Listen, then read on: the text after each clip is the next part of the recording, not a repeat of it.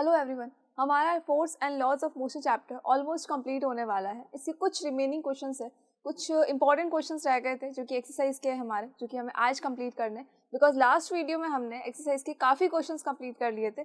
आज हम remaining questions को देखेंगे। So I Lavina Kumawat welcoming you all at Scoreshala. See, आपको ये सारे क्वेश्चंस बहुत अच्छे से सॉल्व करने हैं। देखने के बाद ऐसा नहीं है कि जस्ट हमने देख लिया और हो गया, बिल्कुल नहीं। इसको फिर से एक बार सॉल्व करके देखना है ताकि आपको ये अच्छे से समझ में आ जाए और न्यूमेरिकल्स में आपको एग्जाम के टाइम पे कोई प्रॉब्लम ना हो कि उसको देख के आप घबरा ही जाए। तो ऐसा तो बिल्कुल नहीं होना चाहिए। एंड आई होप कि अपने इतने न्यूमेरिकल्स हमने सॉल्व कर लिए हैं कि आपको अब एग्जाम में न्यूमेरिकल्स को देख के एटलीस्ट घबराहट तो बिल्कुल नहीं होने वाली है कि अरे ये क्या आ गया। आराम से आप उसको सॉल्व कर सकते हैं। सो चलिए स्टार्ट करते हैं हमारे रिमेनिंग क्वेश्चंस को। So first question is, using a horizontal force of 200 newton we intend to move a wooden cabinet across a floor at a constant velocity. अब ये देखो, वेलोसिटी इसकी क्या है, कांस्टेंट है। हम क्या कर रहे हैं, इसको एक पर्टिकुलर फोर्स से हम इसको मूव करवा रहे हैं। जो ये हमारा वुडन कैबिनेट है, इसको हम पर्टिकुलर फोर्स के साथ में मूव करवा रहे हैं कांस्टेंट स्पीड से। फोर्स कितना है हमारा, फोर्स है 200 Newton. So what is the friction force that will be exerted on the cabinet. अब इसका फ्रिक्शन फोर्स क्या होने वाला है, तो हमने एक न्यूटन का लॉ पढ़ा था, Newton's third law of motion, जिसमें क्या था, एक्शन रिएक्शन लॉ था। एक्शन रिएक्शन लॉ के साथ साथ में हमने एक वर्ड भी देखा था जो कि था फ्रिक्शन फोर्स। अब इस लॉ के अकॉर्डिंग क्या होना चाहिए कि जब हम इसको मूव करवा रहे हैं, जब हम इसको पुश करके इसको मूव करवाने की कोशिश कर रहे हैं, उस टाइम पे जितना फोर्स हमने इस डायरेक्शन में एक्सर्ट किया है, जितना भी फोर्स हमने इस डायरेक्शन में एक्सर्ट किया है, उसी के इक्वल और उसी के इक्वल अपोजिट डायरेक्शन का फोर्स इसके ऊपर लगने वाला है। यानी कि इस डायरेक्शन में उसी के इक्वल एक फोर्स लगने वाला है, जिसको हम क्या कहेंगे, फ्रिक्शन फोर्स कहेंगे, जो क्या करेगा, इसको रोकने का काम करेगा। बिकॉज हर एक एक्शन के साथ में एक रिएक्शन जरूर होता है। तो देखो, ये जो फ्रिक्शन फोर्स होगा, ये भी कितना होगा, जितना हम इस फोर्स को अप्लाई करेंगे उतना ही क्या होने वाला है, इसका फ्रिक्शन फोर्स होने वाला है। यानी इसका आंसर क्या हो जाएगा, 200 न्यूटन फोर्स हमने अप्लाई किया था, यहाँ 200 न्यूटन हमने फोर्स अप्लाई किया था। अब वापस से जो फोर्स अप्लाई होगा वो भी कितना होगा, 200 न्यूटन ही होगा। ये फोर्स भी होना तो 200 न्यूटन ही है, लेकिन ये अपोजिट डायरेक्शन में, इसलिए हम इसको क्या कहेंगे कि ये नेगेटिव है, ये फोर्स नेगेटिव है। इसका मतलब आंसर क्या हो गया है, force is equals to -200 newton. चलिए, आई होप कि ये क्वेश्चन क्लियर होगा आपको। Now the next question is, two objects each of mass 1.5 kilogram are moving in the same straight line but in opposite direction. अब question क्या बोल रहा है आपको, two objects, there are two objects, ठीक है। हम एक ले लेते हैं, ये हमारा ए ऑब्जेक्ट है, फर्स्ट ऑब्जेक्ट हो गया हमारा ये हमारा हो गया second object, that is B. चलो, each of mass 1.5 kilogram are moving in the same straight line but in opposite direction. एक ही स्ट्रेट लाइन के अंदर लेकिन अपोजिट डायरेक्शन में। तो एक अगर इस तरफ जा रहा है तो दूसरा इस तरफ आ रहा है, लेकिन दोनों का मास देखो क्या है, सेम है, दैट इज 1.5 किलोग्राम। ये भी कितना हो गया, 1.5 किलोग्राम हो गया। चलो, now the velocity of each object is 2.5 metre per second. Velocity कितनी है इनकी, 2.5 मीटर पर सेकेंड, और दोनों के लिए ही क्या है, सिमिलर है, ये भी 2.5 मीटर पर सेकेंड हो जाएगा। चलो, now before the collision during which they stick together what will be the velocity of the combined object after collision. अब कोलिजन से पहले की बात है ये तो, कि कोलिजन के पहले क्या था, जब ये ऑब्जेक्ट इस तरफ से आ रहा था, दूसरा ऑब्जेक्ट इस तरफ से आ रहा था, दोनों ही क्या है, सिमिलर वेट के, सिमिलर मास के हैं, दैट इज 1.5 किलोग्राम। दोनों की जो वेलोसिटी है वो कितनी है, 2.5 मीटर पर सेकेंड है। इसकी भी कितनी है, 2.5 मीटर पर सेकेंड। अब इसके बाद क्या हुआ, दोनों जो है कोलाइड हो गए, बिकॉज दोनों एक दूसरे की तरफ आ रहे थे, तो दोनों का क्या हो गया, कॉलिजन हो गया। ये हो गया दोनों का कॉलिजन। अब क्या हुआ, जब दोनों का कॉलिजन हो गया तो अब आपको ये बताना है कि जो कंबाइंड ऑब्जेक्ट है, जो कंबाइंड ऑब्जेक्ट है उसकी वेलोसिटी क्या है। कंबाइंड ऑब्जेक्ट की वेलोसिटी मतलब जब हमने दोनों को कंबाइन कर दिया है, ये हो गया ए, ये हो गया बी, अब दोनों की वेलोसिटी क्या है वो हमें नहीं पता, दोनों की वेलोसिटी हमको नहीं पता है, लेकिन इनका मास हमें पता है, that is m1 plus m2। m1 कितना है, 1.5, m2 भी कितना है, 1.5। दोनों को जब ऐड करेंगे तो 1.5 plus 1.5 will be 3 kilogram. I hope कि इतनी चीज क्लियर हो गई होगी। देखो क्वेश्चन क्या बोल रहा था हमें, there are two objects A and B, यहाँ पे दो ऑब्जेक्ट्स है, दोनों ही क्या है, एक स्ट्रेट लाइन के अंदर मूवमेंट कर रहे हैं, मोशन कर रहे हैं एक स्ट्रेट लाइन के अंदर, लेकिन डायरेक्शन दोनों की क्या है, अपोजिट है। जब डायरेक्शन दोनों की अपोजिट है, एक इस डायरेक्शन में जा रहा है, एक इस डायरेक्शन में आ रहा है, अब दोनों का जो मास है वो बिल्कुल सिमिलर है, दोनों की वेलोसिटी बिल्कुल सिमिलर है, लेकिन जब दोनों का कोलिजन हो जाता है, दोनों इस तरफ आ रहे हैं, एक इस तरफ आ रहा है, एक इस तरफ आ रहा है, एक सर्टेन टाइम के बाद क्या होगा, दोनों जुड़ जाएंगे, कोलिजन हो जाएगा इनका। कोलिजन होते ही क्या हो गया, दोनों स्टिक हो गए, अब कंबाइन हो गए ऑब्जेक्ट। तो इनकी वेलोसिटी बताने की, कंबाइन ऑब्जेक्ट की वेलोसिटी क्या होती है। चलो हमें क्या क्या चीजें गिवन है, पहले हम वो लिख देते हैं कि भाई हमें ये जो पार्ट है वो गिवन है। देखो क्या गिवन है, m1 m2 गिवन है, तो हम ले लेते हैं पहले m1 that is 1.5 kilogram, m2 कितना है 1.5 किलोग्राम है अगेन। नाउ देखो u1 कितना है, u1 है हमारा 2.5 metre per second, and u2 कितना होगा, u2 की देखो डायरेक्शन कौन सी है, u2 की डायरेक्शन है अपोजिट डायरेक्शन, दैट मीन्स कि ये भी क्या आ जाएगा -2.5 मीटर पर सेकेंड। तो ये प्लस माइनस का बहुत अच्छे से ध्यान रखना है, जब भी कोई भी ऑब्जेक्ट अपोजिट डायरेक्शन में होगा उसका हमेशा जो मैग्नीट्यूड होगा वो उसकी तो पर्टिकुलर वैल्यू आएगी, लेकिन डायरेक्शन को शो करने के लिए हम क्या करेंगे, प्लस और माइनस को लिखेंगे।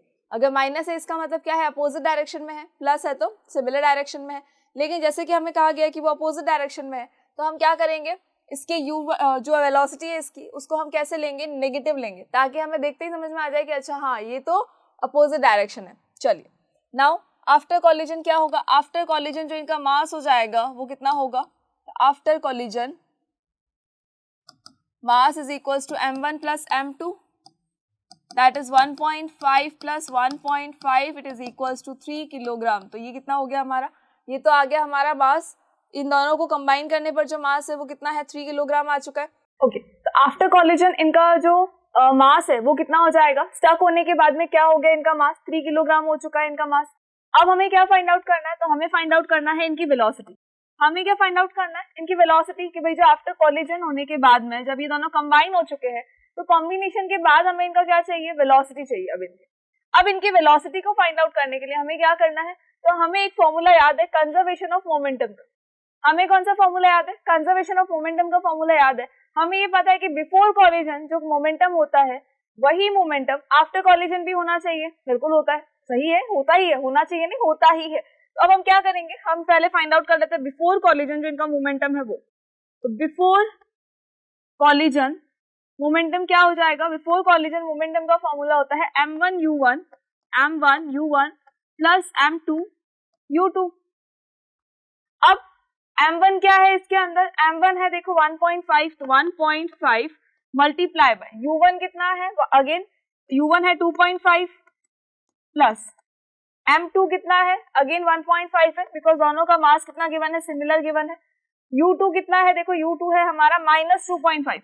ये -2.5 क्यों था, बिकॉज जो a ऑब्जेक्ट है वो कैसे जा रहा है, वो इस डायरेक्शन में जा रहा है, लेकिन जो b ऑब्जेक्ट है वो अपोजिट डायरेक्शन में आ रहा है, और जब वो b ऑब्जेक्ट अपोजिट डायरेक्शन में आ रहा है तो इसकी जो वैल्यू होगी वो नेगेटिव में आएगी। दैट इज व्हाई हमने यहाँ क्या ले लिया, इसको नेगेटिव ले लिया। चलिए अब क्या होगा, प्लस माइनस क्या हो जाएगा, माइनस प्लस माइनस माइनस है, तो यहाँ हम डायरेक्ट लिख देते हैं 1.5 multiply by 2.5 minus 1.5 multiply by 2.5। अब हमें ये पता है कि भाई जब दोनों नंबर सिमिलर आने वाले 1.5 और 2.5 को जब आप मल्टीप्लाई करोगे दोनों का आंसर तो सिमिलर ही आने वाला है, और जब दोनों का आंसर सिमिलर आने वाला है इसका मतलब क्या हो गया, ये नेगेटिव है। नेगेटिव है इसका मतलब देखो एक पॉजिटिव है एक नेगेटिव है, प्लस माइनस क्या हो जाएगा माइनस, और अगर मैं बात करूँ सपोज 4 माइनस 4 की तो क्या होता है, 0 होता है। इनका भी तो आंसर सिमिलर ही आने वाला है दोनों का, 1.5 मल्टीप्लाई 2.5, यहाँ भी 1.5 मल्टीप्लाई 2.5 है। दैट इज वाई इनका आंसर क्या हो जाएगा, 0 kilogram metre per second. That means कि जो बिफोर कॉलिजन इनका मोमेंटम होगा वो हो जाएगा 0, क्योंकि दोनों का सिमिलर है, दोनों में क्या हो जाएगा, जो चेंज होगा वो बिल्कुल 0 हो जाएगा, सिमिलर चेंज होगा ना, दैट इज वाई 0 हो गया। अब आफ्टर कॉलिजन बात कर लेते हैं कि आफ्टर कॉलिजन जो इनका मोमेंटम है वो कितना होगा। तो देखो आफ्टर कॉलिजन मोमेंटम क्या होगा, बेसिकली ये होता है m1v1 प्लस m2v2। लेकिन जैसे क्वेश्चन के अंदर गिवन है कि दोनों जब कंबाइन हो चुके, दोनों ऑब्जेक्ट, एक ऑब्जेक्ट यहाँ एक ऑब्जेक्ट यहाँ, दोनों जब इधर आ रहे थे तो कंबाइन हो गए। कंबाइन होने के बाद में अब क्या होगा, इनका मास भी कॉम्बिनेशन में आएगा, मास सेपरेटली नहीं आ सकता। दैट इज वाई यहाँ पर जो मोमेंटम होगा उसके उस टाइम पे इनकी वेलोसिटी क्या होगी, सिमिलर होगी। क्यों होगी, कंबाइन हो चुके हैं, कंबाइन होके क्या होंगे, जब मूव करेंगे तो साथ में मूव करेंगे, फाइन, साथ में मूव करेंगे, दैट इज वाई इनकी वेलोसिटी क्या हो जाएगी, सिमिलर होगी। तो देखो m1 v1 की जगह मैं ओनली v लिख देती हूँ, कोई प्रॉब्लम नहीं है ना, दोनों सिमिलर ही तो है, सिमिलर है तो ओनली v लिख देते हैं, प्लस m2v। अब क्या करें, v को हम कॉमन ले लेते हैं, जैसे हमने v को कॉमन लिया तो यहाँ हो गया m1 plus m2 multiply by v, और हमें m1 प्लस m2 की वैल्यू तो हमको पता है, ऑलरेडी हमने फाइंड आउट कर ली है। देखो यहाँ पे m1 प्लस m2 की वैल्यू क्या है, 3 किलोग्राम है, तो यहाँ हम लिख देते हैं ये कितना है 3 किलोग्राम और ये v। दैट मीन्स कि आफ्टर कॉलिजन जो मोमेंटम आया है वो कितना आया है, वो आया है 3v। ठीक है, चलो अब आ जाते हैं हमारे कंजर्वेशन ऑफ मोमेंटम पे, बिकॉज हमें पता है कि बिफोर कॉलिजन और आफ्टर कॉलिजन जो मोमेंटम होता है वो बिल्कुल सिमिलर होता है, बिकॉज वो कंजर्व हो चुका होता है। दैट इज वाई यहाँ हम लिख देते हैं because of conservation of momentum क्या होगा, दोनों ही केसेस में मोमेंटम जो होगा वो बिल्कुल सिमिलर हो जाएगा। कैसे, तो देखो m1 u1 plus m2 u2 is equals to हो जाएगा m1 plus m2v। That means before collision after collision जो मोमेंटम है वो सिमिलर रहेगा। अब इनकी वैल्यूज को रिप्लेस कर दो, तो देखो m1 u1 plus m2 u2 की वैल्यू क्या आई थी, 0 किलोग्राम मीटर पर सेकेंड, तो यहाँ हम लिख देते हैं 0 is equals to m1 plus m2 into v की वैल्यू क्या आई थी 3v, तो यहाँ हम लिख देते हैं, रिप्लेस कर देते हैं 3v।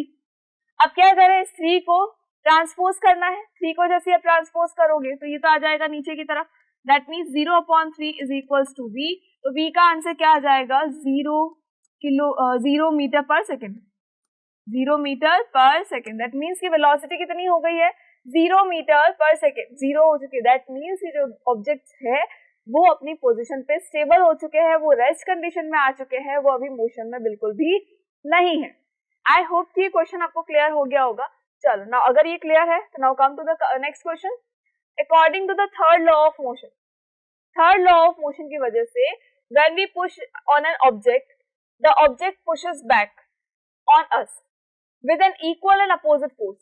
ऑब्वियसली जब हम किसी ऑब्जेक्ट को पुश करते हैं तो उसका मतलब क्या होता है कि वो जो ऑब्जेक्ट है वो भी क्या करेगा, आपको एक अपोजिट फोर्स देगा, एक अपोजिट डायरेक्शन में वो भी आपको पुश करेगा। क्यों करेगा, तो अगर हम किसी भी ऑब्जेक्ट पे, सपोज ये एक ऑब्जेक्ट है मेरा, अगर मैं इस ऑब्जेक्ट पे एक कोई फोर्स लगाती हूँ तो क्या होगा, उसी के इक्वल एंड एक अपोजिट फोर्स जो है वो हमेशा किसकी ओर लगेगा, वो हमेशा इसकी तरफ से लगेगा। इक्वल एंड अपोजिट फोर्स ये ऑब्जेक्ट भी हमारे ऊपर लगाएगा, इसी को हम क्या कह देते हैं, एक्शन रिएक्शन लॉ कहते हैं, जो कि थर्ड लॉ हमारा।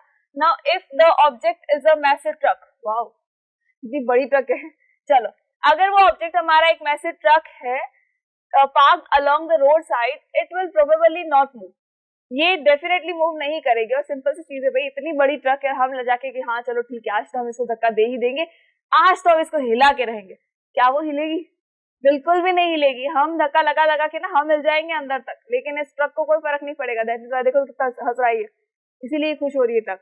चलो, so if the object is a massive truck parked along the road side, it will probably not move, probably नहीं, ये 100% ही मूव नहीं करेगा। भाई कितने सारे लोगों को लाना पड़ेगा अगर एक ट्रक को मूव करवाना है तो।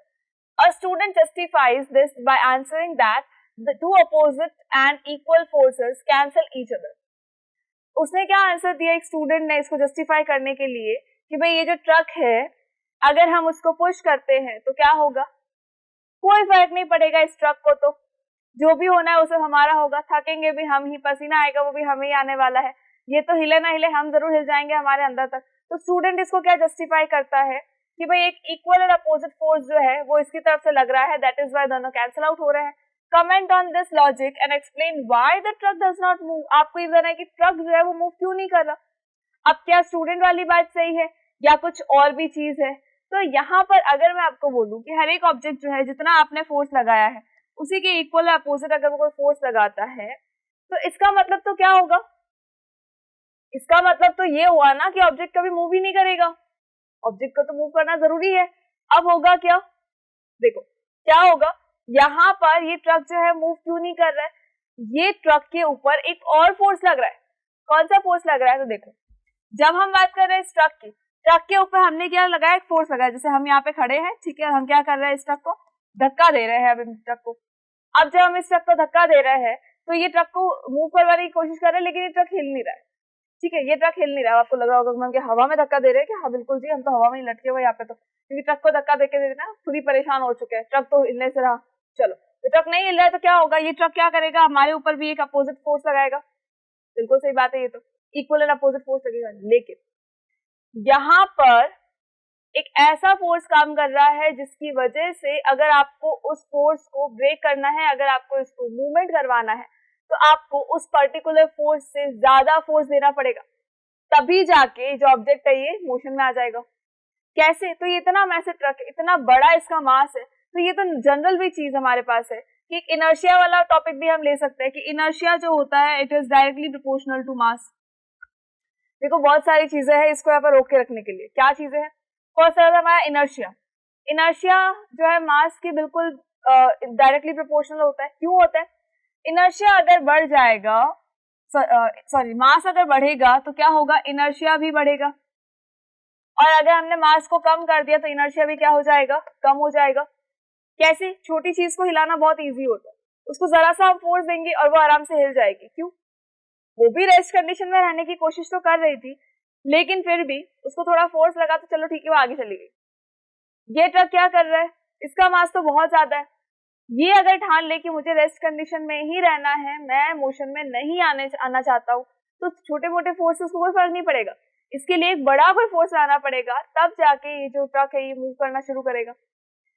सेकेंड थिंग क्या होगी कि इसके जो पैर है यहाँ पर एक फोर्स लग रहा है, तो कोई रेस्ट कंडीशन में जब भी कोई ऑब्जेक्ट होता है, जब भी कोई ऑब्जेक्ट आपका रेस्ट कंडीशन में होता है तो उस टाइम पे कौन सा फोर्स लगता है, एक फ्रिक्शन फोर्स लगता है जिसको हम कहते हैं स्टैटिक फ्रिक्शन।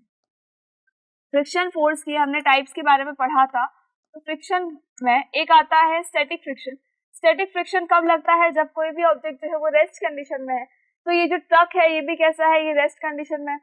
ये ट्रक अगर रेस्ट कंडीशन में है दैट मींस इसके अंदर कौन सा फ्रिक्शन लग रहा है, स्टैटिक फ्रिक्शन लग रहा है। अब उस स्टैटिक फ्रिक्शन की वजह से ही ये जो ट्रक है ये मूव नहीं हो रहा है। जितना स्टैटिक फ्रिक्शन इसके पैरों पे लग रहा है उससे कहीं ज्यादा, उससे थोड़ा ज्यादा हमें क्या करना पड़ेगा, इसको फोर्स देना पड़ेगा, तभी जाके ये जो ट्रक है ये मूव करेगा, अदरवाइज ये मूवमेंट नहीं करने वाला है। क्यों नहीं करेगा? Because of static friction. Static friction इसके पैरों पे लग रहा है, हर एक फ्लोर पे लगता है। कोई भी दो ऑब्जेक्ट जब कांटेक्ट में होता है तो हमेशा फ्रिक्शन लगेगा ही लगेगा, 100% लगेगा। क्या होगा, जो दो ऑब्जेक्ट जो दो सरफेस है उन दोनों की सरफेस के बीच में क्या होता है, थोड़ी सी इरेगुलरिटीज होती है। इरेगुलरिटीज की वजह से ही क्या होता है, दोनों जो एक दूसरे के अंदर फिक्स हो जाते हैं, और फिक्स होने की वजह से ही ऑब्जेक्ट जो है आगे मूव नहीं कर पाता। लेकिन जब ज्यादा फोर्स लगेगा, जितना फ्रिक्शन फोर्स लग रहा है उससे ज्यादा जब फोर्स लगेगा तो वो ऑब्जेक्ट जो है आपके डिजायर्ड डायरेक्शन के अंदर मूव कर जाएगा। लेकिन तब तक हमें ये ध्यान में रखना है कि कोई रेस्ट कंडीशन में है, दैट मींस कौन सा फोर्स लगा, स्टैटिक फोर्स लगा, और उस स्टैटिक फोर्स की वजह से ये मूव नहीं कर पा रहा है, इसको ज्यादा फोर्स की रिक्वायरमेंट है। देखो इसका आंसर आपको कैसे लिखना है, the truck has a large mass, therefore the static friction between the truck and the road is very high। obviously इसका मास इतना ज्यादा है कि जो ट्रक और जो सरफेस है, जो रोड है, उनके बीच का फ्रिक्शन फोर्स भी बढ़ जाता है, स्टैटिक फ्रिक्शन जो है वो बढ़ जाता है। To move the car one has to apply a force more than the static friction. इस ट्रक को कार को नहीं, इस ट्रक को अगर मूव करवाना है तो हमें उस स्टैटिक फ्रिक्शन से ज्यादा फोर्स देना पड़ेगा। Therefore, when someone pushes the truck and the truck does not move, then it can be said that the applied force in one direction is cancelled by the frictional force of equal amount acting in the opposite direction। जो frictional force लग रहा है ना, उसी की वजह से cancel out हो चुका है। हुआ कुछ नहीं है, जितना आपने सपोज लगाया इतना सा फोर्स, स्टैटिक फ्रिक्शन है जो वो इतना फोर्स लगा रही है। अब क्या होगा, क्या इस पे कोई इफेक्ट, इसी वजह से कोई इफेक्ट होगा? बिल्कुल नहीं होगा इसकी वजह से इफेक्ट। दैट इज वाई जो ट्रक है हमारा वो मूव नहीं कर पा रहा है। चलिए, the next question is, a hockey ball of mass 200 gram traveling at 10 meter per second is struck by a hockey stick so as to return it along its original path with a velocity of 5 meter per second. Calculate the change of momentum occurred in the motion of the hockey ball by the force applied by the hockey stick। अब सबसे पहला question तो mind में ये आता है कि यार ये इतने बड़े बड़े क्वेश्चन है तो हम इनको कैसे सॉल्व करने वाले हैं। तो बिल्कुल घबराने की जरूरत नहीं है, भले ही ये क्वेश्चन बड़े हैं लेकिन ये बहुत ज्यादा इजी हो जाता है। देखो हमने इस चैप्टर में मेनली हमने क्या पढ़ा है, कंजर्वेशन ऑफ मोमेंटम पढ़ा है। सो अब तो आपको बहुत अच्छे से पता है कि जो भी न्यूमेरिकल आएंगे वो मोस्टली वो बेस्ड होंगे किस पे, कंजर्वेशन ऑफ मोमेंटम पे बेस्ड होंगे। और टेंशन तो लेनी ही नहीं है। क्यों नहीं लेनी है? तो भाई हमें क्या करना है, जस्ट जो गिवन पार्ट है वो आप लिख दीजिए, गिवन पार्ट को लिख देने के बाद में हमें क्या करना है, जस्ट हमें ये चेक करना है कि हमें फाइंड क्या करना है, और उसके अकॉर्डिंग अब ऑटोमेटिकली आपके माइंड में सारे फॉर्मूले को घुमाते जाइए कि हाँ ये फॉर्मूले थे, अब उसमें से कौन सा अप्लाई करना है वो भी आपको इजीली मिल जाएगा। चलो, सो क्वेश्चन क्या बोल रहा है, a hockey ball of mass 200 ग्राम। एक हॉकी बॉल है, ठीक है, ये हॉकी बॉल है हमारी, जिसका मास कितना है, इसका मास है 200 ग्राम, जिसको कि हम किलोग्राम में कन्वर्ट करेंगे। Travelling at 10 metre per second, 10 metre per second की स्पीड से ये क्या कर रही है, ट्रेवल कर रही है। Now it is struck by a hockey stick, इसको हॉकी स्टिक से मार दिया गया है, so as to return it along its original path, ताकि अपने ओरिजिनल पाथ पे चली जाए, with a velocity at 5 metre per second. अब इसकी वेलोसिटी कितनी हो जानी चाहिए, 5 मीटर पर सेकेंड। भाई पहले ये जा रही है, देखो किस डायरेक्शन में, पहले ये आ रही थी इस डायरेक्शन में, अब क्या हुआ, जैसे ही हमने इसको मारा हॉकी स्टिक से, वैसे ही देखो ये क्या हो गया, ये कहाँ चली गई, ये दूसरी डायरेक्शन में जा चुकी है। अब क्या होगा, देखो, calculate the change of momentum occurred in the motion of the hockey ball by the force applied by the hockey stick. क्या बोल रहा है कि आपको change of momentum find out करना है। चेंज ऑफ मोमेंटम का मतलब क्या होता है, जो प्रीवियस मोमेंटम होगा, जो पहले वाला मोमेंटम होगा m1 u1, और जो एक बाद वाला मोमेंटम होगा m1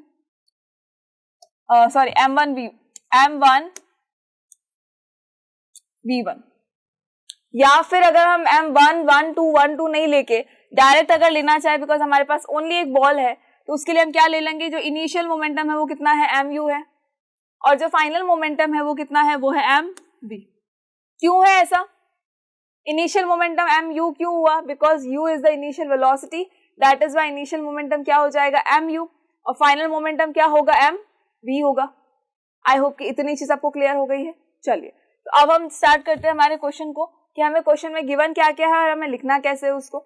चलो, सबसे पहले तो हम क्या लिखेंगे कि इसका मास कितना है, मास है इसका 200 ग्राम। 200 ग्राम का मतलब कितना हो गया, हमें इसको किलोग्राम में कन्वर्ट करना है, और जब हम इसको किलोग्राम में कन्वर्ट करेंगे तो हम क्या करेंगे, इसको डिवाइड कर देते हैं 1000 से। इसको 200 को आप डिवाइड कर दो 1000 से, तो हमारा m कितना आ गया इस बॉल का, ये आ चुका है 0.2 किलोग्राम।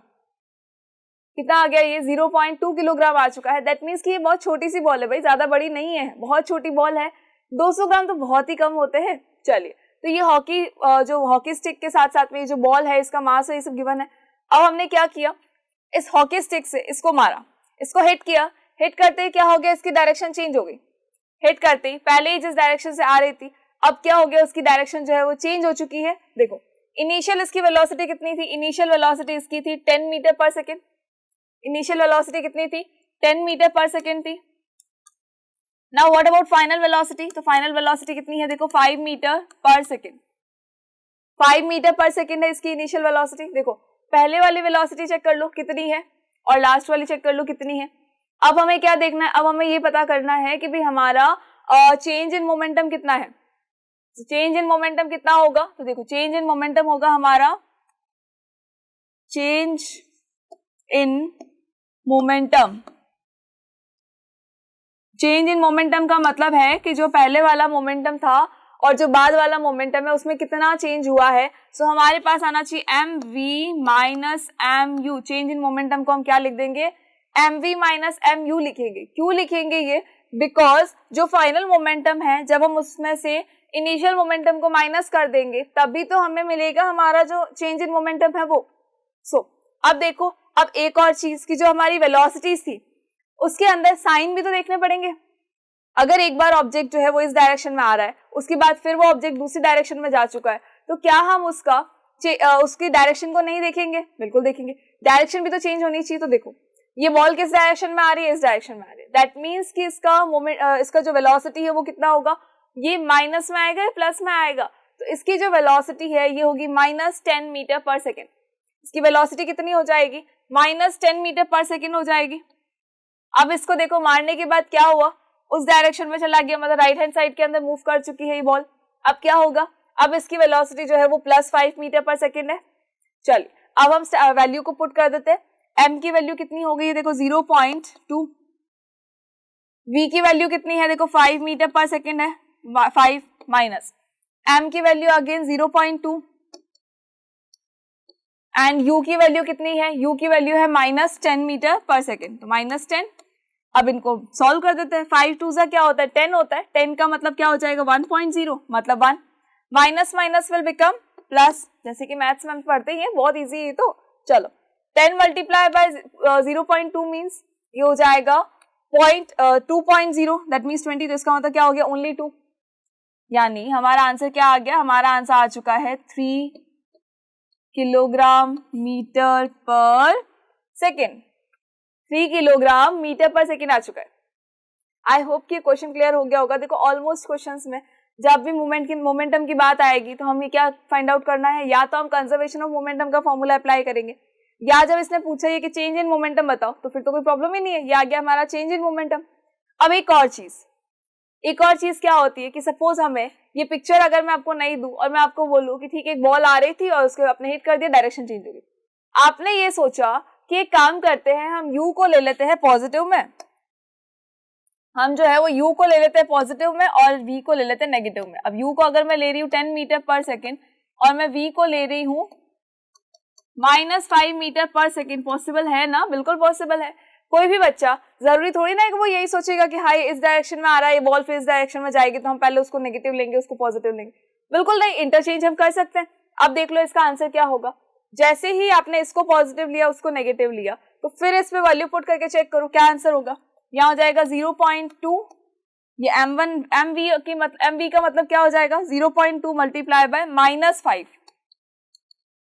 माइनस m का मतलब 0.2, u का मतलब +10, तो यहाँ अगेन लिख दो 0.2 और 10। अब देखो आंसर क्या आएगा, यहाँ पर आंसर आएगा -1, यहाँ आंसर आएगा -2, आंसर में क्या आ गया -3 आ जाएगा, -3 विल बी द आंसर। लेकिन आपको इससे घबराना बिल्कुल नहीं है, डायरेक्शन वाली कुछ भी दे दे, चाहे माइनस हो चाहे प्लस हो, हमें इसमें डायरेक्शन नहीं पूछी गई है तो हमें उससे नहीं घबराना है, हमें सिर्फ क्या देखना है मैग्नीट्यूड देखना है, क्योंकि हमें क्या पूछा है चेंज इन मोमेंटम पूछा है, ये नहीं पूछा कि कौन सी डायरेक्शन में है, तो चाहे माइनस हो चाहे प्लस हो हमें क्या लेना है चेंज इन मोमेंटम, हम किसको लेंगे ओनली द मैग्नीट्यूड, तो इसका मैग्नीट्यूड फिर भी क्या आ जाएगा 3 किलोग्राम मीटर पर सेकेंड ही आएगा, तो उसमें टेंशन लेने की बात नहीं है, चाहे आप कोई भी डायरेक्शन ले रहे हो। लेकिन अगर क्वेश्चन के अंदर डायरेक्शन पूछी गई है तब फिर आपको सोचना पड़ेगा कि हम कौन सी डायरेक्शन जो है वो लेने वाले हैं, लेकिन जब ओनली चेंज इन मोमेंटम पूछा है दैट मीन्स हमें पूछा गया है मैग्नीट्यूड ऑफ मोमेंटम, फाइनली जो मैग्नीट्यूड रहेगा मोमेंटम का वो पूछा गया है, तो उसमें तो बिल्कुल घबराने की जरूरत ही नहीं है, डायरेक्शन पर कुछ भी लो आंसर जो होगा वो सिमिलर ही आने वाला है अगर आपने कैलकुलेशन को सही किया है तो। चलिए आई होप ये क्वेश्चन आपको क्लियर हो गया होगा। Now come to the next question. Next question is, a bullet of mass 10 gram traveling horizontally with a velocity of 150 meter per second strikes a stationary wooden block। अब ये question क्या बोल रहा है आपको, क्वेश्चन की फर्स्ट लाइन क्या बोल रही है, वो ये कह रही है कि a bullet of mass, एक बुलेट है यानी एक गन है जिससे फायरिंग हुई है, उसमें से एक बुलेट निकली है और उस बुलेट का मास कितना है 10 ग्राम है। तो देखो उस बुलेट का मास कितना हो गया हमारे पास में 10 ग्राम हो गया, हम बुलेट ले लेते हैं, ये देखो ये आ गई हमारी बुलेट, आई होप कि ये विजिबल हो रही है, ये हमारी बुलेट है, इस बुलेट का देखो मास कितना है 10 ग्राम हो गया। Now it is travelling horizontally with a velocity of 150 metre per second. अब इस बुलेट की वेलोसिटी कितनी है, इस बुलेट की वेलोसिटी है 150 मीटर पर सेकेंड। देखो यार इस बुलेट का मास कितना था 10 ग्राम था और इसी बुलेट की जो वेलोसिटी है वो कितनी है 150 मीटर पर सेकेंड है।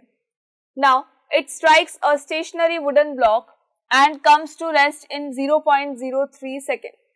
ये क्या कर रही है, ये जा रही है एक वुडन ब्लॉक की तरफ, जो वुडन ब्लॉक कैसा है रेस्ट कंडीशन में है ये वुडन ब्लॉक, यानी कि इसकी वेलोसिटी कितनी हो जाएगी 0 मीटर पर सेकेंड है अभी इसकी वेलोसिटी, 0 मीटर पर सेकेंड है ना, ये क्योंकि स्टेशनरी वुडन ब्लॉक है। अब ये बुलेट जो है रेस्ट में आ जाती है, लेकिन कब आती है आफ्टर 0.03 सेकेंड्स के बाद आती है, तो देखो टाइम कितना हो गया 0.03 सेकेंड हो गया। अब 0.03 सेकेंड के बाद जब ये बुलेट आपकी रेस्ट में आ चुकी है, इसका मतलब है इस बुलेट की अब वेलोसिटी कितनी है, बुलेट की वेलोसिटी अभी कितनी है 0 मीटर पर सेकेंड है again. Now calculate the distance of penetration of the bullet into the block. आपको क्या फाइंड आउट करना है, सबसे पहले द डिस्टेंस ऑफ, क्या फाइंड आउट करेंगे, the distance of penetration of the bullet into the block। इस ब्लॉक के अंदर जो ये बुलेट आपकी पेनिट्रेट होके यहाँ आ चुकी है, देखो मैं इस बुलेट को कलर कर देती हूँ ताकि आपको विजिबल हो जाए। ये जो बुलेट यहाँ आ चुकी है, इसमें पेनिट्रेट हो चुकी है ये, अब ये पेनिट्रेट हुई है बुलेट, यहाँ बुलेट पेनिट्रेट हुई है, लेकिन ये कितना अंदर गई है उसकी डिस्टेंस को बताना है। क्या बताना है? ये जो डिस्टेंस है ना आपकी यहाँ से लेकर यहाँ तक की, ये बुलेट जहां तक है वहां तक की जो डिस्टेंस है उसे आपको कैलकुलेट करना है, यानी हमें फाइंड आउट करनी है S, and also calculate the magnitude of the force exerted by the wooden block on the bullet. Wooden block की तरफ से एक फोर्स लगा होगा ना इसके ऊपर, यानी बुलेट के ऊपर, उस फोर्स को बताना है आपको कि मैग्नीट्यूड ऑफ फोर्स कितना है, तो उस फोर्स का आपको मैग्नीट्यूड बताना है। आई होप कि ये क्वेश्चन क्लियर हो गया होगा कि एग्जैक्टली इस क्वेश्चन में क्या पूछा गया। देखो हमें बुलेट का मास गिवन है, हमें बुलेट की वेलोसिटी गिवन है, इस बुलेट की फाइनल वेलोसिटी भी गिवन है, और क्या क्या गिवन है, और हमें इस वुडन ब्लॉक की वेलोसिटी गिवन थी, लेकिन ये वुडन ब्लॉक में भी हिला ही नहीं बिल्कुल ही, इसीलिए इसकी फाइनल वेलोसिटी नहीं है। आफ्टर 0.03 सेकेंड क्या होता है जब ये पेनिट्रेट हो चुकी है, तो आफ्टर पेनिट्रेशन इसकी क्या बतानी है कि इसने कितनी डिस्टेंस कवर की है, और ये बताना है कि ये जो फोर्स है कितना इसके ऊपर लगने वाला है, इस बुलेट पे कितना फोर्स लगने वाला है, बुलेट जो है कितना फोर्स जो है एग्जर्ट बुलेट के ऊपर कितना फोर्स जो है वो एग्जर्ट हो रहा है। फाइन, चलिए अब आ जाते हैं हम क्वेश्चन के आंसर पे। आंसर के लिए हम क्या करेंगे, सबसे पहले आंसर के लिए हम वापस से ये सारी चीजें एक बार सिस्टमेटिक फॉर्म में लिख देंगे कि हमें क्या क्या चीजें गिवन है और क्या चीजें गिवन बिल्कुल भी नहीं है। चलिए, तो देखो वुडन ब्लॉक का क्या हमें मास गिवन है, बिल्कुल गिवन नहीं है वुडन ब्लॉक का हमें मास। चलो अभी मास हमें किसका गिवन है, हम बुलेट को ले लेते हैं फर्स्ट, ठीक है, बुलेट को मैं ले रही हूँ फर्स्ट, मतलब ये मेरे फर्स्ट चीज है, और जो वुडन ब्लॉक है मेरा वो मेरा क्या है, सेकेंड है, वुडन ब्लॉक जो calculate the distance of the penetration. Okay चलिए, वुडन ब्लॉक को हम लेते सेकेंड, तो m1 कितना हो जाएगा मेरा, मास कितना है इसमें, मास है इसका 10 ग्राम। 10 ग्राम का मतलब क्या हो गया, इसको फिर से हमें किस में कन्वर्ट करना है, किलोग्राम में कन्वर्ट करना है। दैट मीन्स कि हम क्या करेंगे, इसको डिवाइड कर देंगे 1000 से, तो हमारा मास कितना आ गया 0.01 किलोग्राम। फाइन, 0.01 किलोग्राम किसका मास है, इस बुलेट का मास, जो कितना ज्यादा छोटा है, ये बहुत छोटा सा है। चलिए, और क्या गिवन है हमें, इसकी वेलोसिटी गिवन है, that is u1 is equals to, u1 कितना होगा इसका 150 metre per second, 150 metre per second, and v1 कितना हो जाएगा इसका, देखो v कितना है, वेलोसिटी कितनी है इसकी, वेलोसिटी है लास्ट के अंदर, देखो फाइनल वेलोसिटी कितनी हो चुकी है, 0 हो चुकी है। इनिशियल वेलोसिटी कितनी थी 150 metre per second, final velocity कितनी हो गई है 0 मीटर पर सेकेंड हो गई है इसकी फाइनल वेलोसिटी। नाउ अब टाइम कितना गिवन है हमें, टाइम इज 0.03 सेकेंड्स गिवन है time. Fine, 0.03 second time given है। अब एक बार चेक कर लो क्या क्या चीजें फाइंड आउट करनी थी, हमें एस फाइंड आउट करना था, और क्या फाइंड आउट करना है, उसके बाद हमें फोर्स फाइंड आउट करना है। अब अगर मैं फर्स्ट क्वेश्चन को देखूं तो मेरा फर्स्ट क्वेश्चन क्या है, calculate the distance of penetration of the bullet into the block, ये है हमारा फर्स्ट क्वेश्चन। तो हम सबसे पहले क्या फाइंड आउट करेंगे, एस को फाइंड आउट करेंगे। इस एस को कैसे फाइंड आउट करेंगे, तो देखो हमारे पास में कुछ फॉर्मूले हैं, हमारे पास कुछ फॉर्मूले हैं जिनसे हम एस को फाइंड आउट कर सकते हैं। क्या इस चैप्टर का कोई फॉर्मूला है ऐसा, बिल्कुल नहीं। हमें क्या कहाँ जाना पड़ेगा, अगेन फ्लैशबैक में जाना पड़ेगा, प्रीवियस चैप्टर में जाना पड़ेगा, जहां पर हमने पढ़ी थी equations of motion. There were 3 equation of motion. अब तीनों में से आपको किसी एक इक्वेशन को अप्लाई करना है और हमें क्या फाइंड आउट करना है, एस फाइंड आउट करना है। चलिए, तो देखो फर्स्ट हमारी इक्वेशन क्या थी, that was v is equals to u plus at, ये हमारी क्या थी, फर्स्ट इक्वेशन थी। Second equation was s is equals to ut plus half at square, and the third equation was v square is equals to u square plus 2as। अब s किस किस में मिल रहा है, तो सेकेंड और थर्ड में मिल रहा है, लेकिन सेकेंड के अंदर देखो और क्या गिवन है, सेकेंड के अंदर हम और चेक कर लेते क्या गिवन है हमारे पास में। हमारे पास देखो u है, v है, ठीक है, u v तो है, इसमें u है, इसमें v है, और यहाँ पे भी u है, वो कोई प्रॉब्लम नहीं है। देन हमारे पास है टाइम भी है, लेकिन दोनों के अंदर एक चीज और है, क्या है, s के साथ साथ में a भी गिवन है, एक्सेलरेशन भी गिवन है, लेकिन एक्सेलरेशन तो हमारे पास है ही नहीं। तो सबसे पहले हमें क्या फाइंड आउट करना पड़ेगा, अभी एक्सेलरेशन फाइंड आउट करना पड़ेगा। आई होप कि चीज क्लियर हो गई है कि हम एक्सेलरेशन क्यों फाइंड आउट कर रहे हैं। देखो हमें क्या फाइंड आउट करना था, पहले एस फाइंड आउट करना था, डिस्टेंस फाइंड आउट करनी थी। डिस्टेंस के लिए हमारे पास इन फॉर्मूला में से चेक करना था, किसको लेंगे हम, तो डिस्टेंस के लिए हमारे पास 2 फॉर्मूलाज थे, फर्स्ट सेकेंड, बट दोनों के अंदर ही क्या है, एक्सेलरेशन भी गिवन है। अब वो एक्सेलरेशन हमारे पास में नहीं है, और जब तक ये नहीं है, अगर आप इस इक्वेशन को अप्लाई करते हो, दैट मीन्स कि आपके पास कितने वेरिएबल्स हो जाएंगे, 2 वेरिएबल्स हो जाएंगे, और फिर इन दोनों वेरिएबल को आप कैसे सॉल्व करेंगे, पॉसिबल नहीं है। दैट इज व्हाई हम पहले क्या फाइंड आउट करेंगे, एक्सेलरेशन को फाइंड आउट करेंगे। कैसे करेंगे एक्सेलरेशन को फाइंड आउट, तो जो इक्वेशन ऑफ मोशन का जो फर्स्ट इक्वेशन है, that is v is equals to u plus at, ठीक है, इसको ले लेते हैं। सो फर्स्ट इक्वेशन जो है हमारी v is equals to u plus at, इसको अप्लाई करेंगे तो हमें क्या मिल जाएगा, एक्सेलरेशन मिल जाएगा। लेकिन उससे पहले हम एक काम करते हैं कि जो प्रीवियस वाले स्लाइड के अंदर जितने भी ये गिवन पार्ट है वो हम आगे लिख देते हैं ताकि हमारे लिए इजी हो जाए। चलो सबसे पहले तो हम चेंज करते हैं हमारा पेन, सो फाइन येलो से ही कर देते हैं। चलिए m क्या गिवन है, m हमें गिवन है 0.01 किलोग्राम। किसका है ये m1, ये है हमारा बुलेट का। तो बुलेट का जो मास होगा, बुलेट का देखो मास कितना है हमारा, ये है 0.01 किलोग्राम। आई होप कि पता है कि 0.01 कहाँ से आया है, ये आया 10 ग्राम को हमने सिर्फ किलोग्राम में कन्वर्ट कर दिया है। Now u1 and v1 given है, जो कि है u1 है हमारा 150 metre per second and v1 कितना है, v1 है 0 मीटर पर सेकेंड। एक्सेलरेशन हमारे पास नहीं है, टाइम हमें गिवन था, टाइम हमारे पास क्या गिवन है 0.03 सेकेंड्स। देखो टाइम हमें गिवन है 0.03 सेकेंड। हमें क्या फाइंड आउट करना है, बेसिकली s फाइंड आउट करना है और f फाइंड आउट करना है। लेकिन ठीक है हमारे पास में एक्सेलरेशन नहीं था, दैट इज व्हाई हम क्या फाइंड आउट करेंगे, एक्सेलरेशन फाइंड आउट करेंगे। उससे पहले मैं 3 इक्वेशंस ऑफ मोशन लिख देती हूँ ताकि आपको पता रहे कि हम कहाँ से क्या यूज करने वाले हैं। देखो s इज इक्वल्स टू होता है ut plus half at square, और एक होता है v square is equals to u square plus 2as। And I hope कि अब तो ये इक्वेशंस भी ना ऐसे याद हो गई होगी कि नींद में भी कोई पूछे कि हाँ हाँ हाँ हमें इक्वेशन पता है, क्यों, क्योंकि हमने इतनी बार इसको पढ़ लिया है। चलो अब आ जाते हैं हमारे क्वेश्चन पे। फिर से क्या फाइंड आउट करेंगे, पहले हम फाइंड आउट करेंगे फर्स्ट इक्वेशन ऑफ मोशन की वजह से एक्सेलरेशन फाइंड आउट करेंगे। क्यों, क्योंकि हमारे पास एक्सेलरेशन तो है ही नहीं। चलो v कितना गिवन है 0 इज इक्वल्स टू u कितना गिवन है 150 प्लस एक्सेलरेशन हमारे पास नहीं है, टाइम कितना है 0.03 सेकेंड्स, 0.03 सेकेंड्स। अब क्या करें, अब सिर्फ ये करो 150 को ट्रांसपोज कर दो तो यहाँ आ जाएगा -150 is equals to 0.03 multiply by a।